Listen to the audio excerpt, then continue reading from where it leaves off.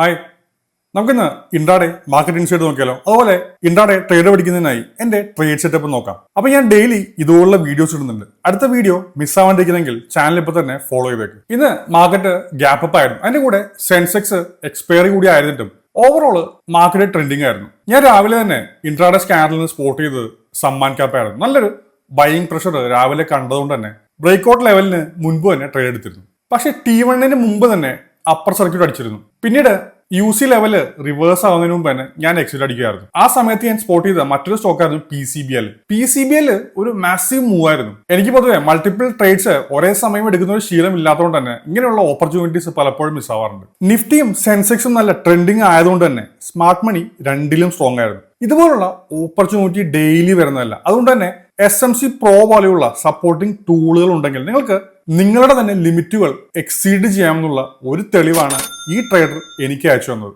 SMC Pro conviction കൊണ്ട് capital ഇന്ന് double ആക്കാൻ സാധിച്ചു. പലരും എന്നോട് ചോദിക്കുന്നതാണ് SMC Proയുടെ ആക്യുറസി എന്താണ്.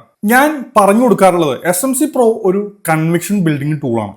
അത് ഒരു ബൈസൽ ഇൻഡിക്കേറ്റർ അല്ല. അതുകൊണ്ട് തന്നെ ഇതിനെ ശരിയായി മനസ്സിലാക്കിയാൽ നിങ്ങൾക്ക് ട്രേഡിംഗിൽ ഒരു എഡ്ജ് കിട്ടും. നിങ്ങൾക്ക് കറക്റ്റ് ട്രേഡ് സെറ്റപ്പും ടൂളുകളും ഉണ്ടെങ്കിൽ ട്രേഡിംഗ് സിമ്പിളാണ്. ഇതിൽ ഒരു ഷോർട്ട് കട്ടും ഇല്ല. കഷ്ടപ്പെടാൻ തയ്യാറാണെങ്കിൽ ഫലം കിട്ടും.